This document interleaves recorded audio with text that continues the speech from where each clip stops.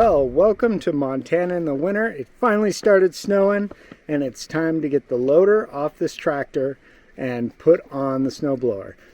So I thought I'd do a quick demo on that to show people who are interested in these kind of snowblowers how it goes on and off.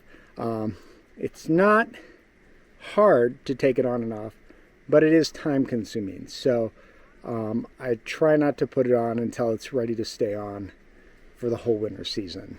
Here we go, taking off the loader. I took the bucket off. It is easier to put the loader on and off with a bucket on it, like leaving a bucket on it. But I went ahead and took the bucket off because I want to have access to the bucket with the other tractor. So, but if you have the option to leave your bucket on when you take the loader off, do that, because it does make it easier to install the loader, because you can tip the loader frame back and forth with the bucket. I'm just going to drop down the legs.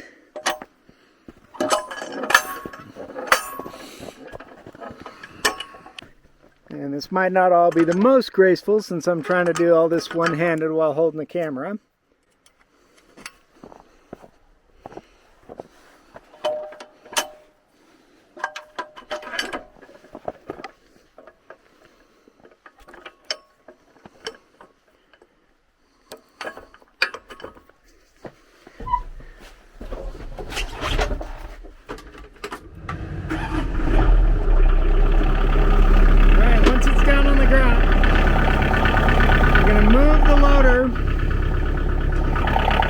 Until the pins go loose.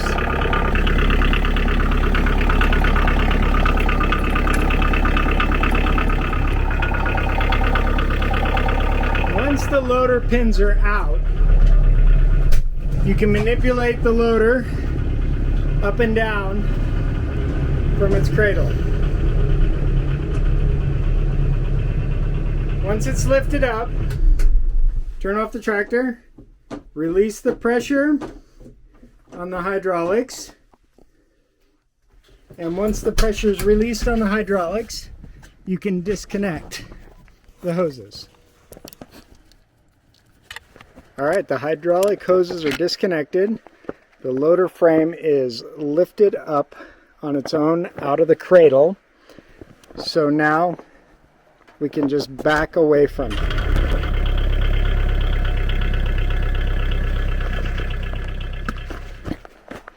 Alright, here's the snowblower right here.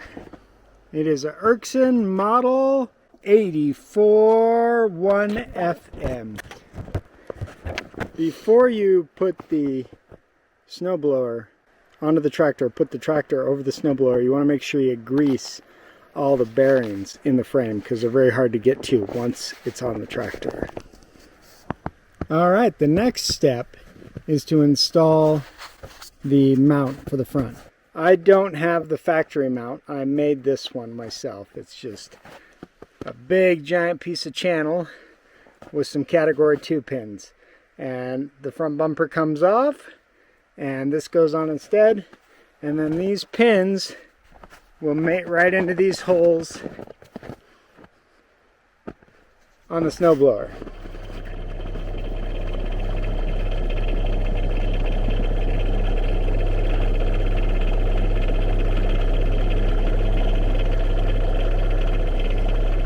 Alright, just like putting on a loader, I'm going to go ahead and I'm going to turn the tractor off, hook up the hydraulics so that I can use the lift cylinder on the snowblower to lift it up and down to get it lined up to drive into it.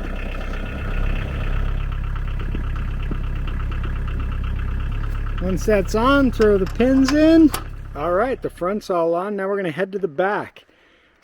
The back is held up by a pin that goes up through the drawbar, or in this case I have the drawbar pulled out and it's actually going to go right through where the drawbar sits.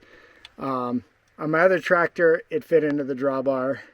This plate can be unbolted and moved back and forth to line that pin up. So to be able to drive over it, the gearbox turns sideways. There's 4 bolts that come out the back.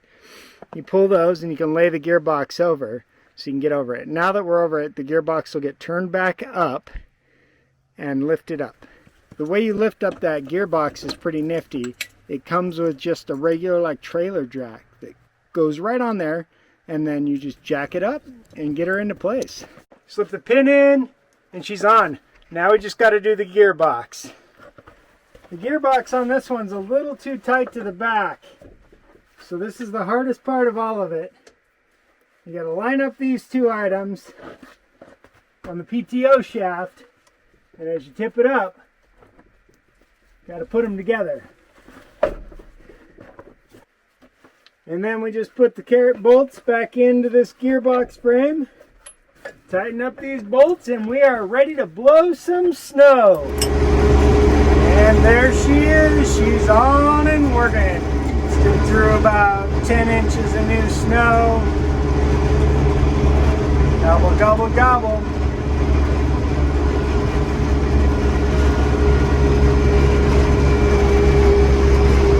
Well, thanks for checking out my video, and if you like my content, please subscribe to the channel and check out some of my other snow blowing videos or belting videos.